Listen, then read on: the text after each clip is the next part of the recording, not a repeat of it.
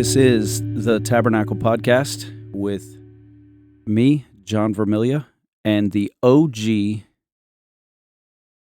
pastor at the Tabernacle, Tim Burgess. What's up, Tim? Everything. Everything's up? Everything's up. Everything's up in the air. Everything's up in the Everything's air. open for debate. Everything's open for debate. Mhm. Britain's out of town again. How do we get that job? I mean, I thought it was always John's in Florida Yeah, building the, whatever. I know. But now it's turned into Britton Bishop. Well, the rumors are he's just been on a mini golf tour.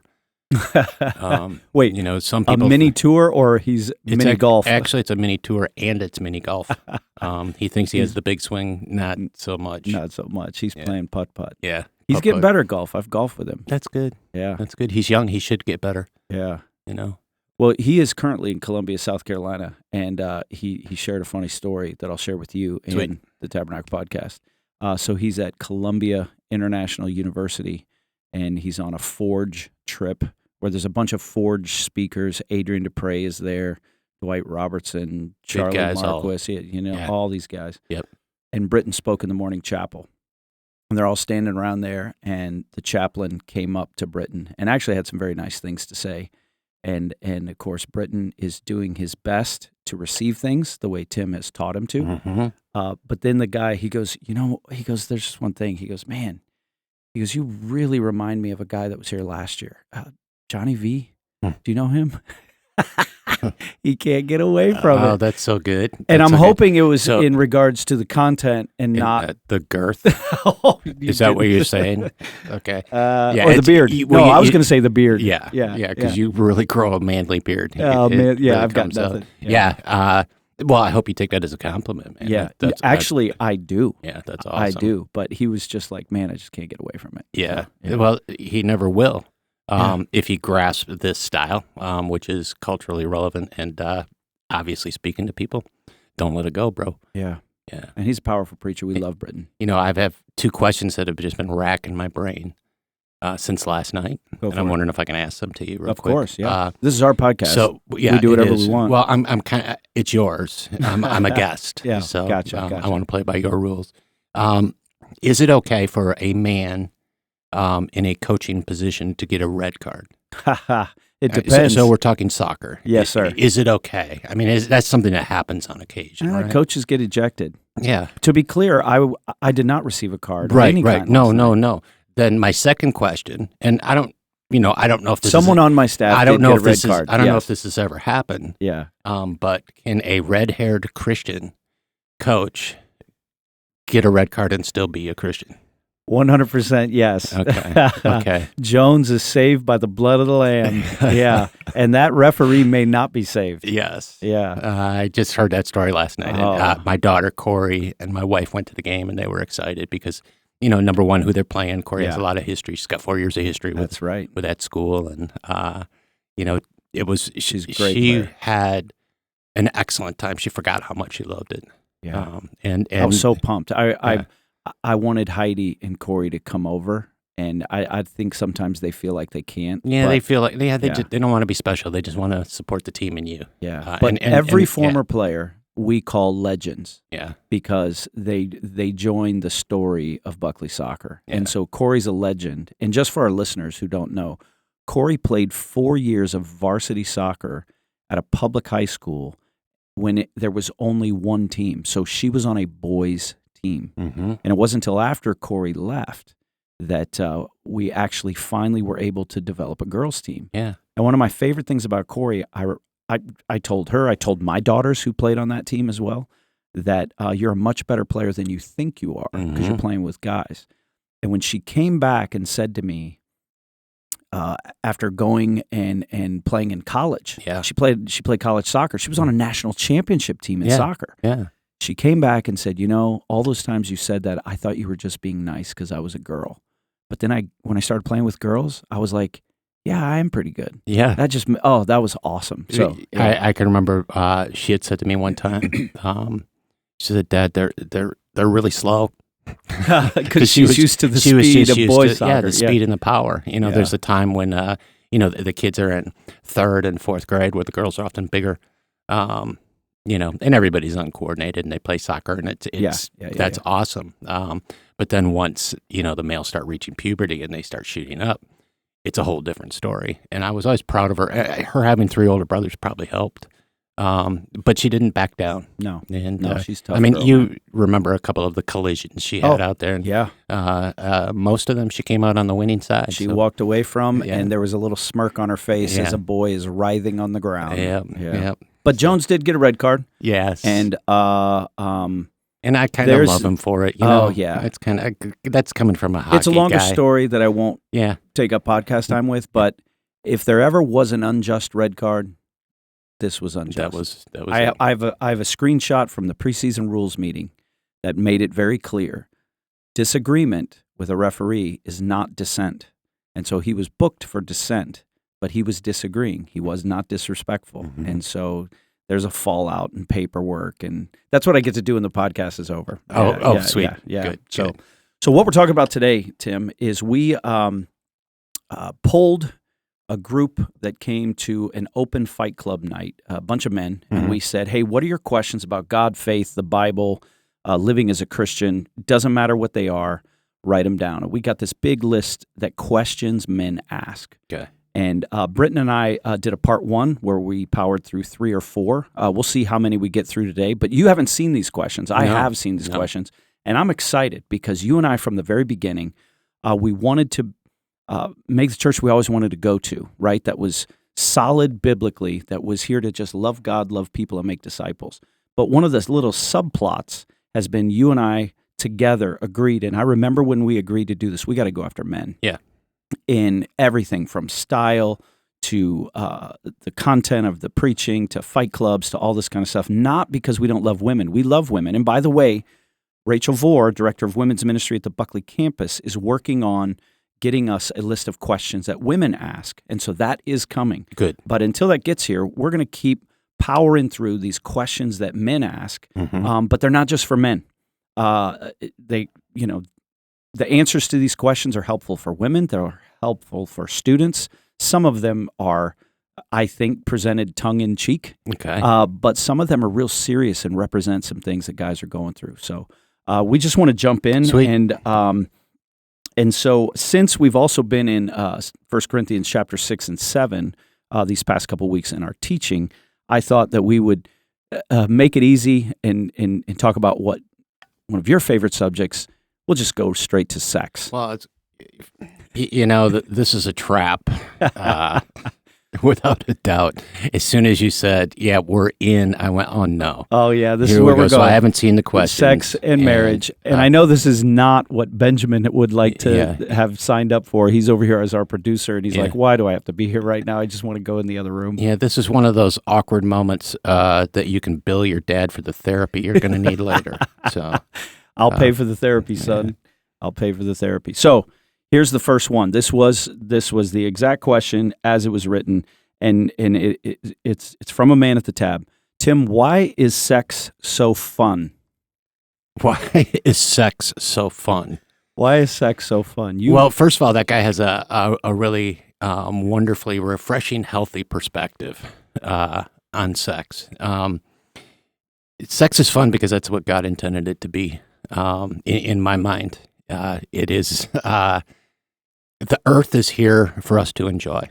Yeah. Right. So if we can go back to the origins, sharing sex in a fun way does not include all of the evil that we brought into it. Right. It's between one man, one woman, and there's in marriage. Yes. I thank you. Yeah. Yes, I am a pastor. I should have known to say that too. No, sorry. This is yours. No, I appreciate that. I'm not stumped for an answer. I'm trying to figure out which direction to go. If it's fun, why is sex so fun? I don't think everybody relates to that question. I think a lot of people would phrase it 180 degrees the other way. Some of it to duty, some of it to, scary feelings and all of that. So number one, you're doing it right because that means you have a partner that you can laugh and talk, and you probably share more intimacy outside of the bed than you would inside the bed. And there's probably a lot more caring just in daily life, I would imagine that couple would also have fun going to the movies and have fun going to the fair and Or have sharing a fun meal. going, whatever they're going to do, there's going to be good. an element of fun. God does desire us to have joy. So the fun might not be the exact word I would choose. It would be more towards joy. Why is there so much joy in sex? Yeah. Yeah. Yeah, it's good. And there was a book about that a long time ago that was pagan. That was no good. Leave it alone. Yeah. Yeah. That's a good answer. Yeah. You think so? Yeah. So if I were to ask you, John, why is sex so fun? What would your answer be? Yeah, because God loves us. Yeah. Because, and like you said, he created all of this for our good and for his glory. The problem is with anything that is fun, video games are fun, alcohol can be fun, food is fun. There's a lot of,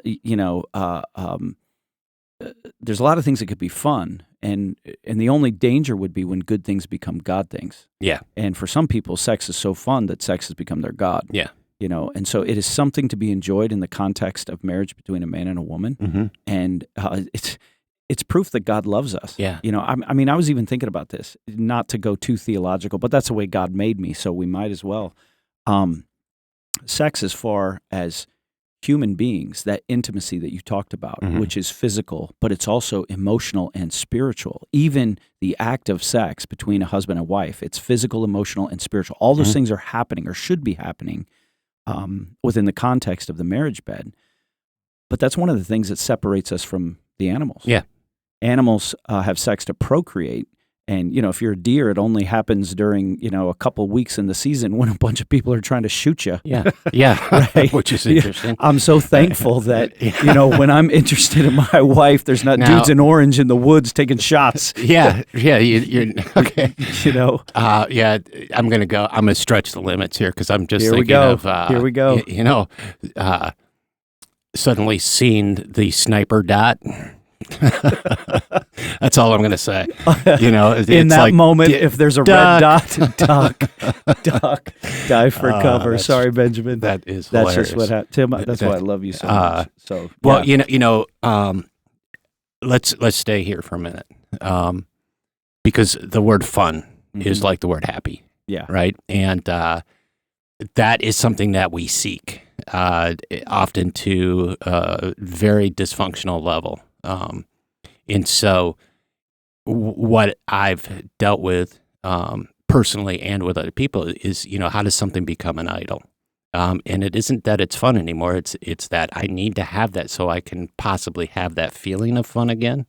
All right, they're desperately searching for this feeling.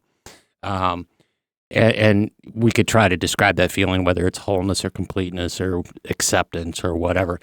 Those are the exact same things that happen with drug addicts. That's the same thing that happened with alcoholics, with gambling addicts. There's this rush, there's this feeling that we're trying to recreate. And sex is a very vulnerable part for us to use that in an addictive way. And we'll assign a word like fun to it. And actually it's really unhealthy. It becomes that idol, like you were saying, in the sinful world. So when we're looking at what we worship, how do you, as a pastor, describe to someone, what if you're worshiping the wrong thing, right? In that moment where you're working with somebody or somebody just asks you a question and maybe you don't even ask it that way. Maybe that's the thought in your head that often goes through my head in counseling is, where does your wisdom come from? What are you worshiping? Right. Those are the two fundamentals. And then all the dysfunctional sex that's happening in the world and has happened in the world from, eons. Those are, I think, two of the primary questions. Yeah. To try to figure out. And I don't have the specific answer, but. Yeah. So the short answer is God is good and he loves you. Yes. That's back why it's to that fun. question. Yeah. Because boy, did I go off track. No, that's fine. It's, absolutely. Yeah. That's just don't make it an idol. Mm-hmm. Yeah. All right, good. Here's the next one. It's related. This is under the heading of questions men ask about sex. And this person asked, Tim, how do I beat my struggle with lust? How do I have victory, or how do I overcome the battle with lust? How do I have, victory. I dislike that term. Well, he didn't use victory. He just said the struggle. Yeah, but because that implies generally that I've figured out the way to win a battle, to win the war, and you're not going to do that. Or that I'm going to arrive. Yes. You're never really going to arrive. Yeah, so we're never going to overcome something, right? And we're never going to manage something. We're going to allow God to overcome something. The danger in that is I'm still available. Yeah. My will, my flesh, my weakness. My eyes. Yes, all of that type of stuff. It's subtle. There's a lot of different ways to work on something, but let's just go with the visual aspect. Many years ago, I was riding with one of my sons in our Astro van, and I was bringing him to school, and we passed a spot where there was a girl walking alongside the road, and she happened to be very beautiful and attractive. I'm going 60 miles an hour, so it's a very small visual. And she wasn't dressed how I would want my daughter to be dressed, let's say that. And the most embarrassing thing happens is we both did the slow head turn as we're going by, and then we caught each other's eye. And it's like, I am busted. And I'm riding with my 14-year-old probably at that time. It's like, well, crud. And so after an awkward little laugh, it's like, okay, this is a teaching moment. And the teaching moment was this, is the first look is really not my responsibility. It's not a fault. It's like seeing an odd colored car go by. Millions of cars go by. You noticed. Boom. Noticing yes, is not right. the sin. And so that first glance, noticing that's just normal. That's human. That's part of our job in sex is to procreate. That certainly it is. Go forth and multiply. So the second look, it becomes a responsibility. There you go. The second look becomes... Or if you got to the light and you pulled a Yui, and you're like, I need to drive back and enjoy that now again. We're really looking at the depth of what's going on. So I used mantras in my head, right? And I'm not the super holy guy when it comes to that stuff. It's like, God, you know what I mean, right? I've talked to you about this, and you've put people in my life that are going to give me wisdom. And so a friend of ours, Joe, had told me specifically about drugs and alcohol, because one of the things when I first got sober was I still love sports, college football, NFL, tiny bit. You like all sports, man. If it's going down, Tim's on it. And it's hockey. And so I'm watching those. And at that time, every other commercial was Budweiser, Michelob, whatever, right?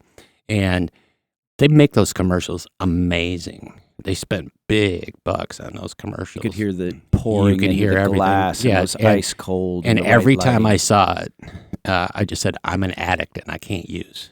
I'm an addict and I can't use. I'm an addict and I can't use. And after, I'm going to tell you a couple of years of that saying still goes through my head today. But I don't say it out loud, but it's there. Yeah. And it took away the power of that commercial. See, that's a beautiful picture of how we as men or women or whoever should overcome sin. Yeah. It's you could have the same type of mantra when you pass the billboard, when you pass the person, when it's something on television or whatever. And actually what, you were talking about there, it says in the book of James, James chapter 1, blessed is the man who remains steadfast under trial, for when he stood the test, he'll receive the crown of life, which God has promised to those who love him. Let no one say when he is tempted, I'm being tempted by God, for God cannot be tempted with evil, and he himself tempts no one. But each person is tempted when he is lured and enticed by his own desire. Then desire, when it has conceived, gives birth to sin, and sin, when it is fully grown, brings forth death. And so with lust, if I'm continually enticed by my desire and I feed that and it grows, eventually it's going to kill me. Yeah. It's going to kill me in my relationship with God, with my wife, with other people. Then going back to our first question or the bunny trail we took, then it can become an idol. Yeah. And so how do we battle? Yeah. So to me, the better question isn't how do I beat my struggle with lust, because you're probably not going to win it. Right. Once and for all. But you can do better. Yeah. And that is, I try to remind myself when those images come that's not the wife of my youth. Yeah. You mentioned that this week in a pastor's meeting. We Yeah. were talking about that proverb that says, remember the wife of your youth. Mm-hmm. And, I married the homecoming queen. Yeah. And it's like, and she's the mother of my children. And now together we're grandparents. And she's still, to me, that 18-year-old girl that I met at Indiana Wesleyan University. Yeah. So part of this struggle, too, is Romans chapter 12 tells us that we're to be transformed by the renewing of our minds. Some of us, we encourage lust all the time before we became Christians, or it's just always been a part of our lives. We need to change the way we're thinking about sex and change the way we're thinking about pleasure, about joy, about desire, and realize that our sin hurts God. Mm-hmm. So that's part of it, is renewing our minds. And the Bible tells us all the time that we should flee youthful lusts, that we should flee from sexual immorality. Mm-hmm. And so it's an ongoing struggle. Would you read that opening of James again for me, please? It says, blessed is the man who remains steadfast under trial, for when he has stood the test, he will receive the crown of life, which God has promised to those who love him. Yeah. So I'm so glad that he goes further, because sometimes that's interpreted as the big thing. Yes. Whatever that may be in somebody's brain, and instead it's all the daily little things. Yes. Is what he's talking about, the mundane of life, right? So when we're fleeing that, I think of that as the word repentance, because when we repent of something, that means we turn that 180 degree and we're walking the other way or fleeing the other way, or whatever that looks. And fleeing doesn't always have to be running. Fleeing can be sometimes turning our back. Again, we're talking about this progress, and probably one of the most difficult areas to flee from is the whole sexual realm, because it's so important in our brains, and it's addictive, and it is so addictive, and it is also so prevalent. It just is. And it is everywhere. So it's a really tough one to flee. And there may be times where we find ourselves taking that third and fourth look. Repent again. Yeah. God doesn't require us to repent once and then be perfect. Right. There's going to be thorns in our side, but we also have to go, all right, so now I've repented 44 times. Now it's time for this self-control. What do I do? Right. That's something that we bring in prayer, but also through honest accountability. Yes. And honest accountability is, I'm going to tell you, it's very special, and it's reserved for only a few people. Because I know a lot of liars that have personal accountability. And there's a billion ways around it. Nobody's here to live your life for you. That's right. Or to hold your hand the whole time. At some point, you have to take responsibility. And if you truly believe this is ruinous for me in my relationship with God, and therefore my relationships everywhere else, man up, own it, say it, ask for help, and then be honest. Yeah. I think not isolating is huge. Yeah. The first thing, like you said, is we have to be honest with ourselves, and then we have to find people that we can be honest with, and those people have to be able to ask us questions. We have to continue to be honest with them. Yes. And if not, it becomes a secret, and then secrets grow in the dark, and in the dark they become bigger, and then they own you. Yeah. And so talking to somebody, that's what Christian community is for. Yeah. That's a big part of it. There are so many times, John, in talking about it, that we answer our own question. That's right. As we're stating the facts out loud for a change. That is indeed the essence of community. Because with that, my caution would be, if you're blessed with a person like that in your life, don't always just go to them during hard times. Yeah. Go to them with a victory as well. Yeah. Hey, this just happened. Let me tell you, I turned away and I fled. And I need someone to be my dad at that moment. Say, good job. Well done. I got a friend who has been going through a tough time with addiction, not to sex, but with a different addiction. And it's fueled by isolation. It's fueled by stuff that happened in his childhood, depression, the whole thing. And he pulled me aside to say, "Hey, I haven't been right the last couple of days because I've been feeling depressed. I don't want to return to the addiction, but my wife sees it and I see it." And what he told me was, Tim told me that when I feel this way, I need to tell somebody. That's what I'm doing now. So I'm not asking you to fix it. I'm just saying it out loud. That's where I am right now. Yeah. And I was like, good job, man. Thank you for sharing that that was a gift.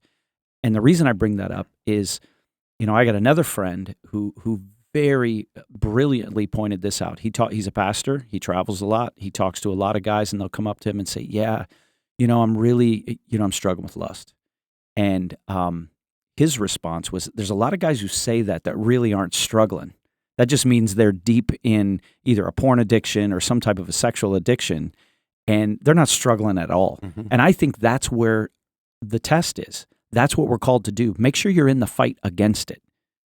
Whether it's accountability software, accountability friends, that you're actively renewing your mind, you're not isolating, you're talking to people.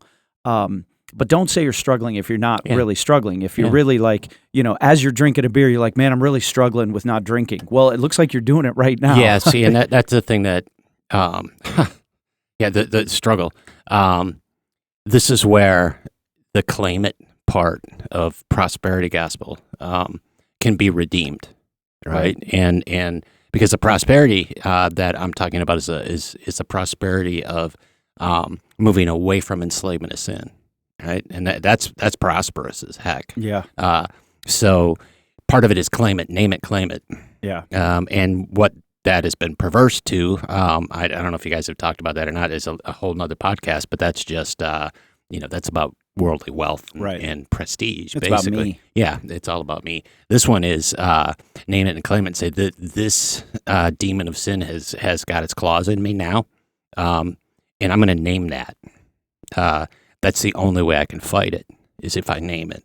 So, and I love what you just said. It's like, I've had a lot of people come and go, I might have a little bit of a drug problem or a little bit of a drinking problem. It's like, no, you don't, And I got a big problem. Well, here's one of my roommates from, way back in the day when we had roommates. His name was Tim, and loved the guy to death. Just an amazingly cool guy. He had a T-shirt, and he said, "Drinking problem," and then it's got a stick guy, and it says, "I got drunk, I fell down, no problem." And it's like, that's probably the most truthful T-shirt. If you paid for the T-shirt, that's probably you probably got a problem. But it's that. No, it's not. It's not a problem. It's an addiction. Yeah. And we don't like that word. Right? But it's real. Yeah. Good. This is good stuff. And this next question actually kind of plays along with that. And you touched on it a little bit. But this question that a man posed is, how many times can a guy be forgiven for the same old sin? Well, I don't want to get too deep theologically. 70 times 7, God doesn't stop. He never stops pursuing us. But in the earthly realm, are you really repenting? Are you really asking for forgiveness, or are we momentarily? Because the sin cycle.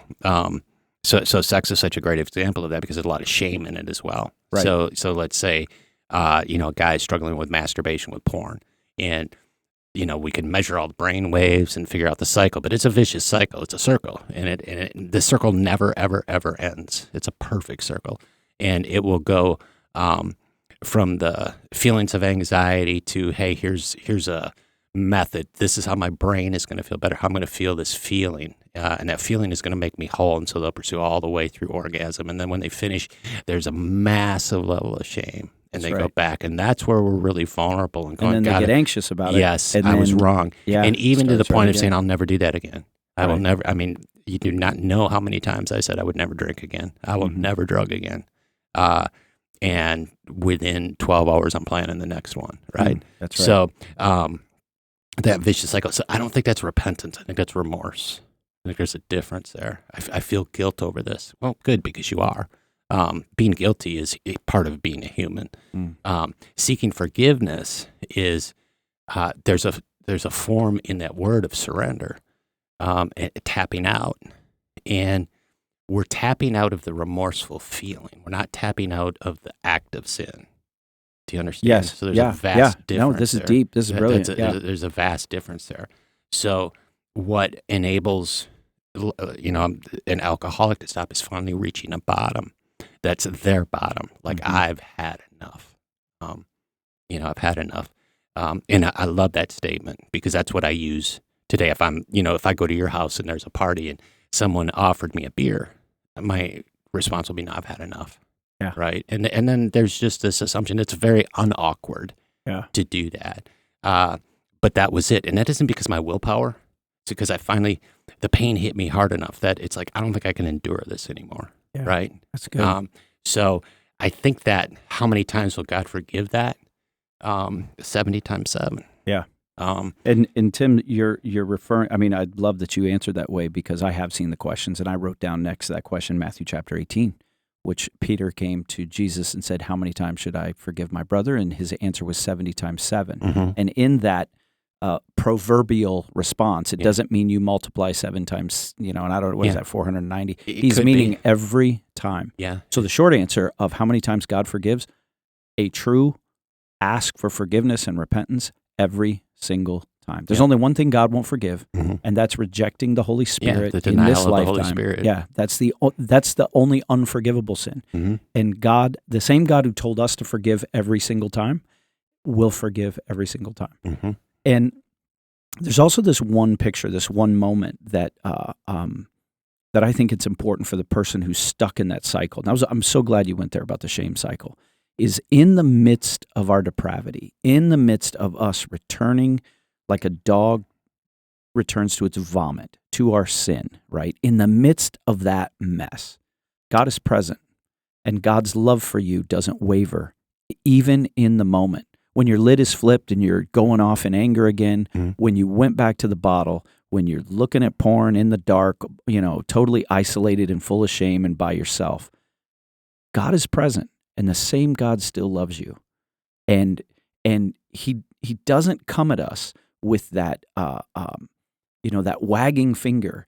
Instead, he's like the father in the prodigal son, looking for his child to come home, no matter what the sin is, no matter what you get stuck again. It's again, and I think Christians spend way too much time beating themselves up, and not believing in the blood of Christ on the cross, and that his forgiveness and love and grace towards us is real, and for me personally, when I really started to believe that was key to overcoming sin in my life. Not that I've completely overcome, but now the desire is different. Yeah. Man, I want to please that God who loves me that much because there's a limit to human patience with one another. That's why we reject people, and that's why marriages end, and you cut off relationships. But with God, it doesn't work that way. Well, it doesn't. And so from the human perspective of forgiveness, right?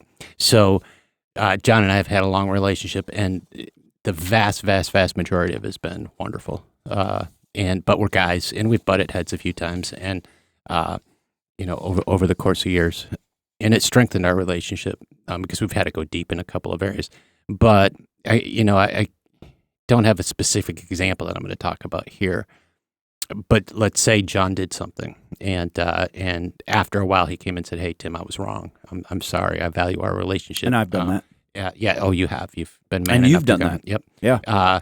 And I said, "Yeah, man. Of course I forgive you. Of course I forgive you." My human brain never lets that go. Right? I cannot forgive as far as the east is from the west. So that's going to impart shame. Is one of the things that's going to happen because of that. And there's even going to be a temptation to bring it up later. Right? And if I bring it up later, then the question is, did I really forgive you? No, I didn't, because I'm using it as ammo now. So it's a discipline to give forgiveness. It's a discipline to ask for forgiveness as well, in the true sense of the word.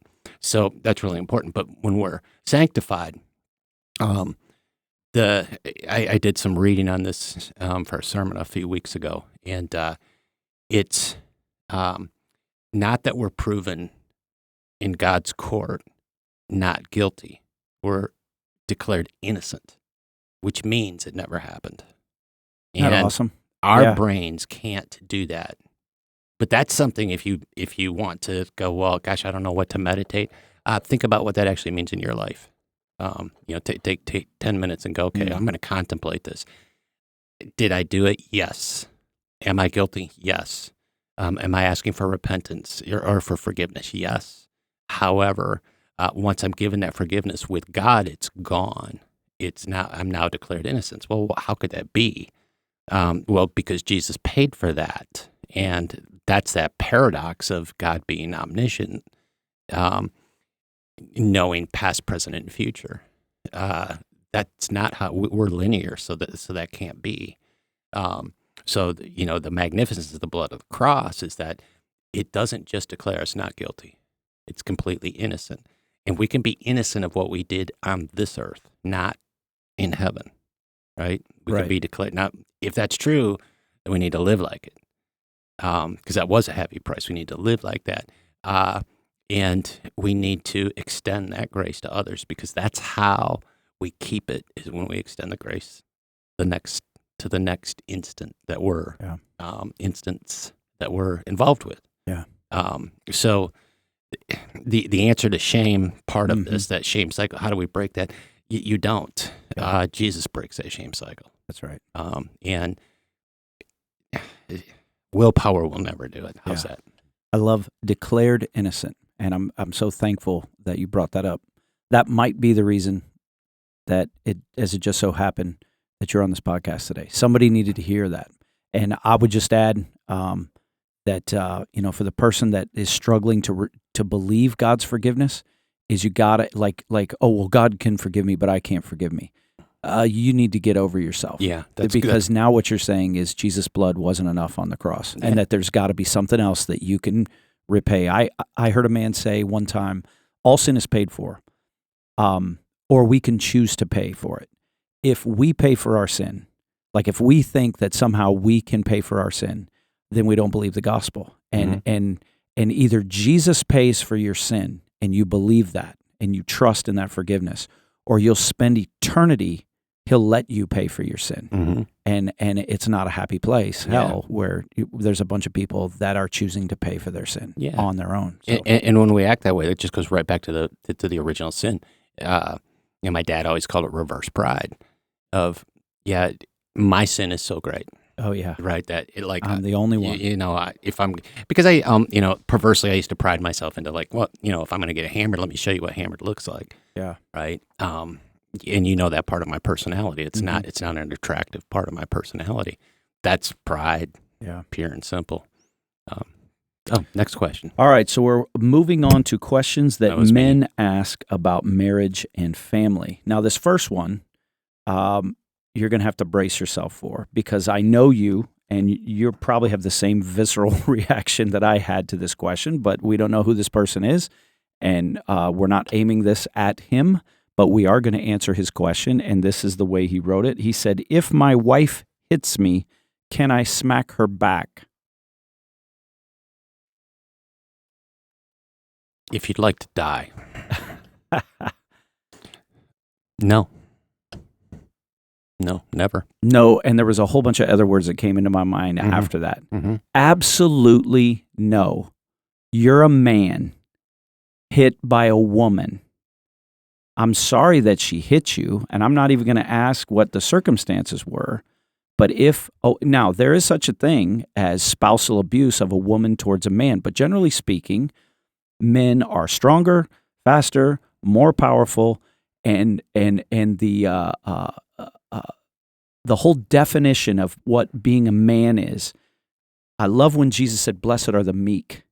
Meek does not mean that you're weak, you're soft, you're just like open to being abused, and you just take it. Meekness is power under control.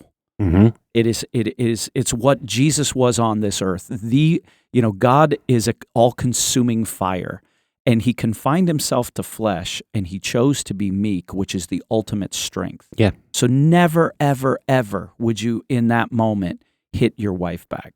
Or hit your wife back. Yeah. On that meekness aspect, there was a team out of Gaylord that we played in hockey, and they had the best hockey player in the league that we were in, which was a relatively low league, but he was phenomenal. He did not belong in our league. And there was a whole bunch of reasons he was there.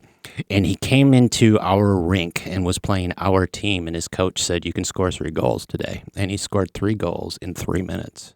And he played the rest of the game. And I watched this guy set up really low skill players over and over, and he never shot the puck again. And when our goalie would make a good save, he'd go up and tap him on the head. And when his goalie made a good, he'd tap him on the head, right? And that was so he knew he could rule this game. He could have scored, but he chose to be meek. He could have scored 40 goals. Yeah, he chose to dial it down. Yeah, what a man! And that's called meekness. Yeah, right. Yeah. So in rare instances, so John brought up domestic abuse. So the vast majority of them are men, physically, emotionally, spiritually, and sexually abusing women, and men are going to pay the price for that. Rarely, it's the other way around. And it does happen. It is out there. If a man is in that situation, he needs to flee. There is help, and you reach out to respond violence with violence is probably one of the most third-grade things I can think of. Yeah. Because it's a complete it is immature reaction. Yeah, it's completely immature, and there's no spiritual maturity, but there's also not even any worldly maturity at that point. I would say that both people would need some serious counseling if they choose to remain in this relationship. Both of them have a lot of childhood issues. I could probably, figure out how much alcohol abuse is in that family, and it is generational. The sins of the fathers will visit the 3rd and 4th generation of those that hate me. And you can go ahead and say, my parents didn't hate you, but they may not have loved him. And you either love or hate. There's not an in-between. There's no lukewarm when it comes to God. So, you got to get help if that's the case. The feeling of wanting to strike back can be as vast as any addictive feeling. But we are masters of our own bodies. And, it just, because I've seen a couple of instances publicly where I haven't been close enough to do anything, where I've seen male violence on a female. And it really, in a sinful way, makes me wish I had a gun. Yeah. It's that visceral. It's that insanely intense for me. Yeah. To watch that happen because that's unjust. That's unjust. So Scripture is clear that these women that God has brought into our lives, they're God's daughters, just like I'm God's son. And if my son, who is now physically bigger than all the women in our house, well, first of all, he would never do that, and has never. But if as the father, I saw my son abusing one of my daughters, there's going to be a problem, right? He's going to have a big problem with the Father. And thankfully, our Heavenly Father doesn't always, although I believe he does sometimes, get physical with us. But in speaking about domestic abuse, and I had a whole bunch of inappropriate responses that I wanted to give to this guy. I'm so glad you brought up counseling. You need help. So do you need to sit there and take it? No, you should probably first thing in that moment, you get struck, you need to walk away. You need to separate yourself. You don't have to stand there and take it. You don't amp it up. If there's children and they're endangered, you need to remove the children, regardless of which way the abuse goes. We don't want men or women to suffer in silence. It is not a shameful thing to go to a pastor. That's what pastors are for. To go to a friend and say, I need your help. To go to a therapist, to go get counseling, to go sort it out. You don't have to suffer alone. But in my opinion, it is never appropriate for that. This actually reminds me of a court case. And I think I've told you this story where I was actually in a jury. I was so fired up, man. It was freaking Perry Mason. I mean, this is it. This is Tom Cruise. You can't handle the truth. I mean, I was ready I was ready for all of those, right? Yeah. And I was actually made the foreman of the jury, not because I wanted it. Of course you Of course would. I was. I mean, it would not but be we got you. in the jury room and they're like, "You're a good talker." so I got to be the one that delivered. Well, here's the essence of the case. It was domestic abuse. It was a boyfriend and a girlfriend. He chased her all through town. He was trying to get her attention, and then they finally had this confrontation, and it happened outside the driver's side of a vehicle. Her friend was in this car ready to take her away from him, and they're having a very animated conversation, and she essentially broke up with him. He said some things, and right there on the left side of the car, which was running, she slapped him. She slapped him right in the face, and then walked around the car to get in the passenger side. And so the essence of his defense was, I followed her around the car, and as she was getting into the car, he reached in, grabbed her by the hair, and was hitting her against the side of the car. It's just a gross situation, right? And his defense was that after she slapped me, I followed her around the car in self-defense.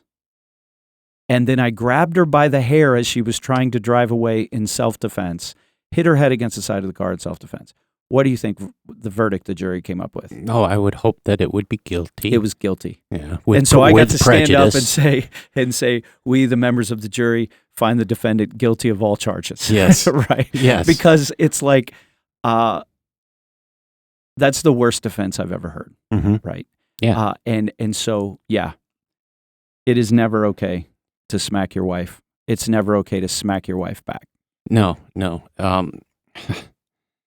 I had a story in mind, but it's kind of escaped my brain. There is no excuse, right?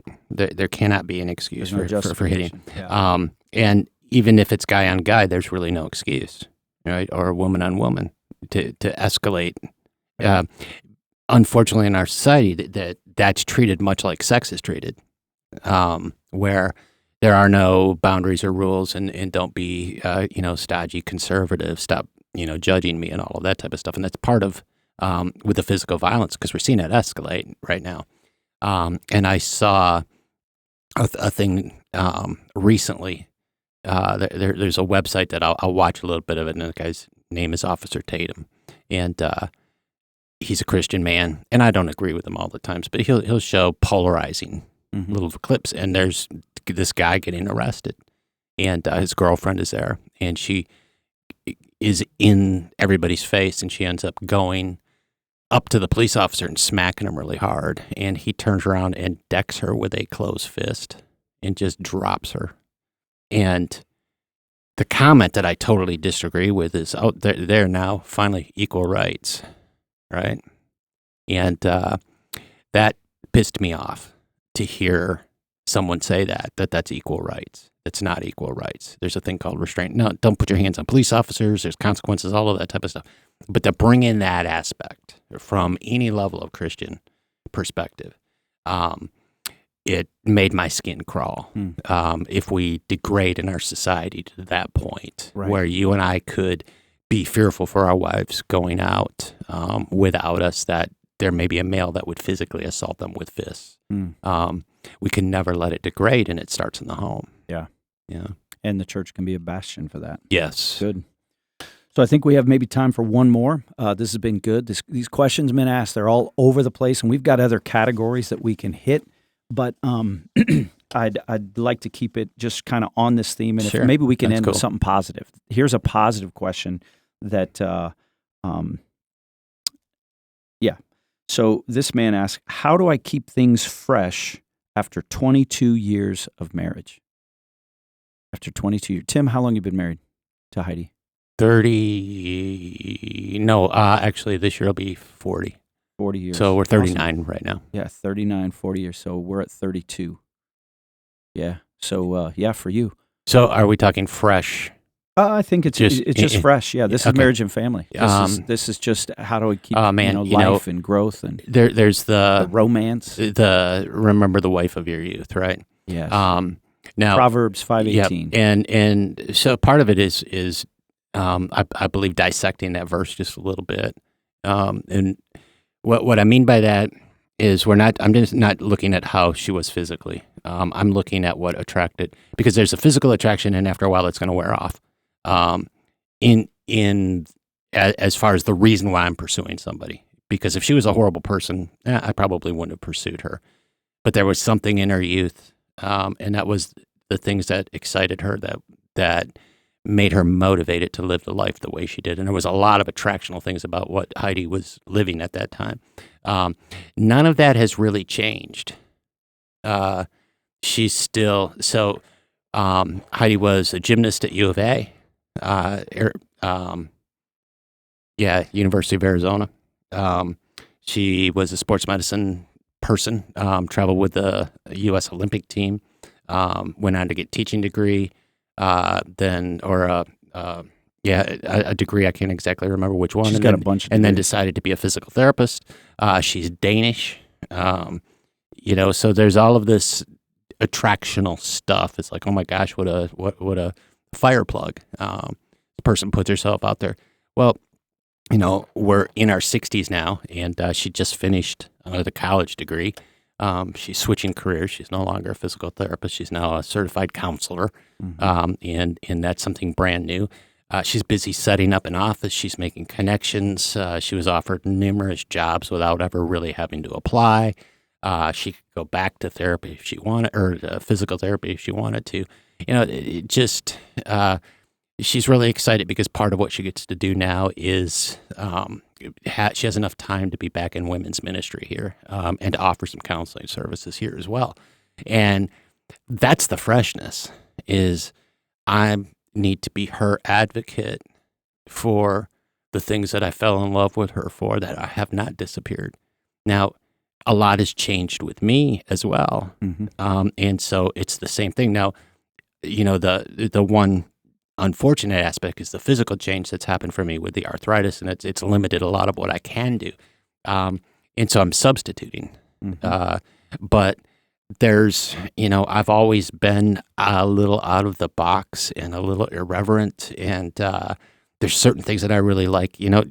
John, you've been to my house, and I've got, I redid the gazebo deck part, and brought some power out there. Japanese and I've garden, man, it's amazing. Yeah, and I've just got I've got a really powerful stereo out there. I got a couple of really amazing outdoor Russ sound speakers. I've got an unbelievable sub, so I can make my neighbors listen to my music whenever I want. And I don't live close to anybody. And she's an advocate for you. She's an advocate for that. She encourages those things. She doesn't say, we don't have the money, we don't have the time, why are we doing, you know what brings her joy, and you encourage it. And she knows what brings you joy and encourages it. Exactly. I've got that little 2004 Toyota pickup truck that was always my dream truck, and it was getting old in time, and she understands how much I love it, so she's an advocate of me replacing parts. And so that's the refreshing part of it. Awesome. It isn't about making something brand new. Neither of us are going to be the people that go, we need a bungalow on the beach for the rest of our lives. That wouldn't work well for us. We're going to probably do something similar to what we're doing now until we die. And that's not disappointing to me. That's exciting to me. Yeah. So is that... No, that's good. Good. I would say some practical things, because that was a beautiful picture of you guys continuing to serve one another. And the key to a happy marriage is about serving. It's giving good for nothing. If you pay attention to the sermon from this past weekend, it's when in my view, the best marriage is a good for nothing marriage, and that's a marriage where you're giving good for nothing. And so that passage that you mentioned, while you were talking, I dialed it up here on my iPhone. In Proverbs chapter 5, it spends the first 14 verses eloquently encouraging the young man to flee from the adulteress, to flee from the prostitute, for the one trying to lead you astray. And then it goes positive, saying, drink water from your own cistern, flowing water from your own well. Should your springs be scattered abroad, streams of water in the streets? So when it talks about water, like good cold water on a hot day, it's talking about not just sexual things. It's not just about romance things. It's about your energy, your power, your focus. all of the things that bring joy in your life. For you, your deck, sound systems, your mower.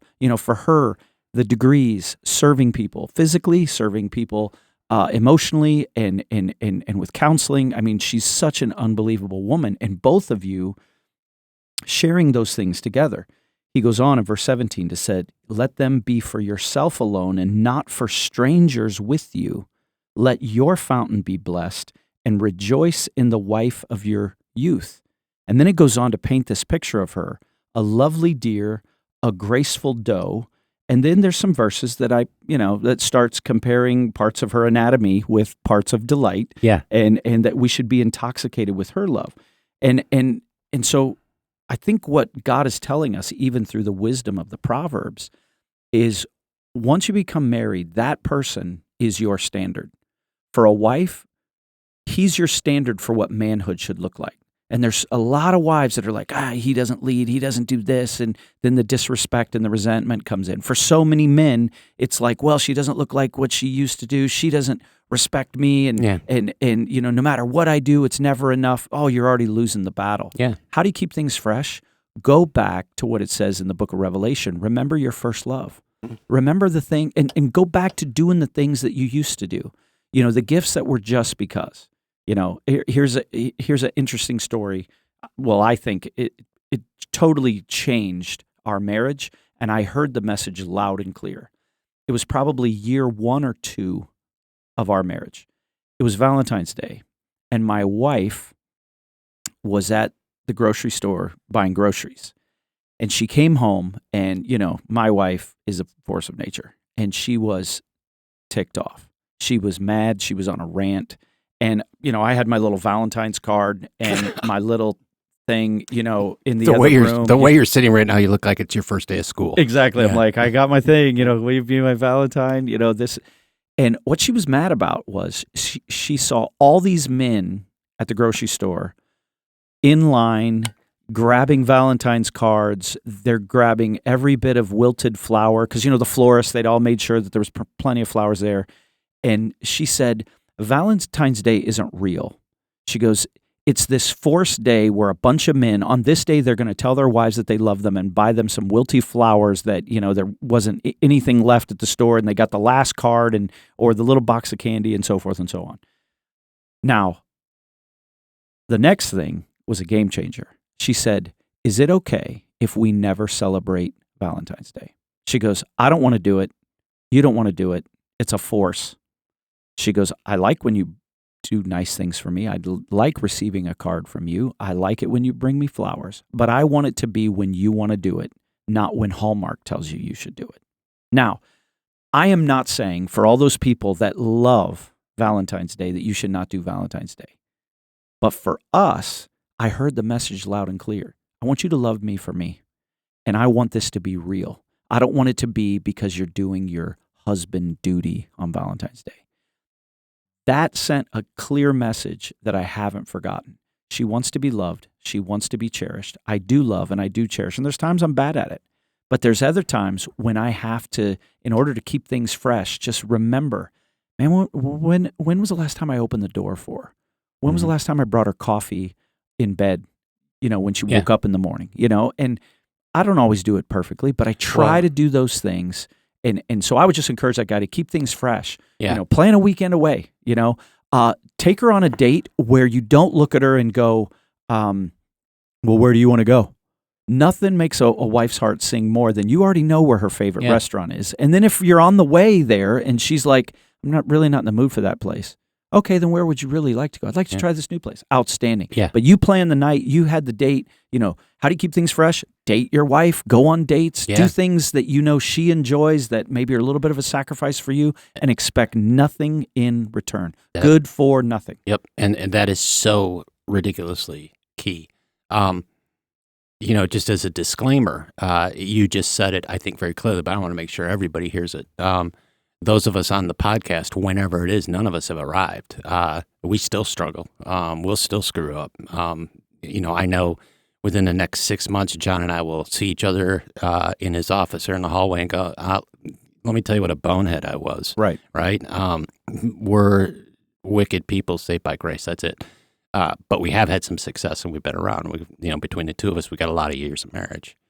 And I like the wife of your youth thing. I think about, okay, so we've got wood floors everywhere. And my wife loves to go barefoot, and that's fine. That's really cool. But one of the things I know is how much time she spends on her toes. Right, and she walks on her. Sometimes she'll be doing the dishes on her toes, or cooking a meal, or she'll be, whatever. Just something for her posture. Yeah, just and and then there are times like she'll walk across the deck, and it's like you're on your toes. And it was really cute because one of our kids went running by. We had all of them home, and she went, "Oh my gosh, he runs on his toes." And like, where does that ever come from? From mom. And it's like, and then I looked over and saw she was giving me that smile of like, yeah, I know you mentioned that a lot. But it's one of the, it's at those small endearing things. And I have, my attention span is really, really short sometimes. And I don't always pick up on the obvious clues. One of the things is I have 2 kids that are great at it. And I don't hesitate to ask them, hey, I want to do something special for mom. What do you think? And maybe it's a thing, or maybe it's something she wants to do. And they've got that heart like her. They inherited that gift from her. I do not have that gift, and I don't want her to suffer from that. So I'm willing to ask for help of like, hey, I want to show something special to my wife. What should I do? Yeah. And they'll almost always have a suggestion, and it's really cool. And once in a while I succeed. Well, Tim, see what's cool with that is you don't have to change who you are. You wanted to show her that love, and you asked someone for help, which is why this guy asked this question, and hopefully some of the things were helpful to him. I'm thinking of when Heidi finished her latest degree. You'd said to me, "Hey, I've decided that I want to throw a party for my wife. No gifts, just all the friends, just to celebrate my wife and celebrate her." And I know Tim doesn't like those things. No. You don't like those things. You don't like going to them. You don't like hosting them. That's usually something that she would come up with. And you did something completely out of the box. And let me be clear. That's not me ripping on. No, that's how you are. It is. And you're not changing who you are, but you did something completely out of character for Tim. You also got help. Yes. Because, I couldn't be there for the whole thing. In fact, because of my other commitments, I was only there for like the last few minutes. But it was professionally done because you found some great ladies to help you celebrate your wife. That's good leadership. And they had a relationship with my wife, but they also have a relationship with me. Both of them really care about me too. Yeah. And they both know without any judgment my weaknesses in that area. I had joked with both of them going, if I was in charge of this party, I would pull in my past experience and I would say, guys, I got the kegs. Are you bringing the chips? Right? Yeah, that's the level of that's hospitality. That's my planning a party. Those are your tools. Yeah. So, it was beautiful. So good job. Yeah, this was really fun. So good job. I enjoyed doing this today with you. And I assume she felt loved. Yeah, she did. Yeah. Absolutely. Cool. So those are questions that men ask. We hope that it was helpful. Benji, you got anything? You got any questions to ask about sex or marriage? No. Okay, cool. He said no twice. Yeah, Tim, I got one more for you. What is your favorite mower? Like if you had to tell the man who is shopping right now for a zero turn for as many acres, because I know you spent all summer on that. Yeah. Right now, my favorite one is the Simplicity. Simplicity. There's a 61-inch. Has a whole new motor system, and the beauty on it is it actually carries 5 quarts of oil. So it actually has an oil pump. So the motor's going to last a long time on this thing. Simplicity, no free shout-outs. Simplicity, no free shout-outs. It's got shocks, and it's got like the trucker seat. Yeah, I saw you. It bounces around. Yeah. Well, no, it doesn't bounce. You're actually, it's that easier ride. on the bumps. Yeah. It just absorbs. And as I get older, that's important. I'm incredibly blessed. It's so much more of a mower than I really should have. No, that's a nice toy. I'm glad you again, have that this toy. is where my wife knows who I am. When we went, I just asked her, "Hey, do you want to go look at mowers with me? I don't have, I'm happy with what I have." And I'm sure she was just like, and yes. She's like, "Yeah, let's go look at mowers." And we went in, and I sat on that one, and she goes, "Okay, let's buy it." And I looked at her like, "What? We don't buy things like this. I mean, that it was expensive, and we don't just make impulse decisions." And she's like, "No, you need that, and here's why." And I'm like, "I love you. Thank you. We'll take it." Yeah, outstanding. Yeah. So, Simplicity, if you're listening, we would love for you to support the podcast. We'd ask everyone else who is listening, please share these with people if they're helpful. And there will be more. There will be a part 3 of Questions Men Ask. We're hoping soon for Questions Women Ask. And I love Q&As because we get to scratch right where people are itching. And so if we haven't got to your question yet, you'll just have to keep on listening. We love brats from Dublin General Store, and Trace Cakes came roaring back. And I don't know if it's because of the podcast or not, but there was an all-staff meeting this past week. And man, did you get some of those? They were next level. I did, but my only complaint, okay, and this is they're so pretty that it's kind of like I don't know if you don't want to mess it up. Yeah, it's like this is art. Right this is art. I dove right in. Yeah. There's this donut that she made. I don't know if it was a donut or a brownie, and it was just next level. I mean, the pumpkin spice, whatever, I gave those to the ladies. Yeah. But this was, sorry, Jocko, I had a Trace Cake donut. It was actually, I think it was called a bro. There were names of things. I don't know what they were. Yeah, I don't either. They were spectacular. I'm trying to learn the names of the staff. I don't know. I can't absorb the other names. Yeah. So shout out to Trace Cakes, Tracy Kalita. She gets it done. I'm sorry for you, Tom, because I don't know how you're going to keep your boyish figure staying married to her. But if you have questions, you can send them to tabpodcast@thetabchurch.com, and we'll answer those as well. If you'd like to find out more about our church, you can go to thetabchurch.com. And until next time, this is Benjamin, Tim Burgess, and myself, John Vermilia, signing off.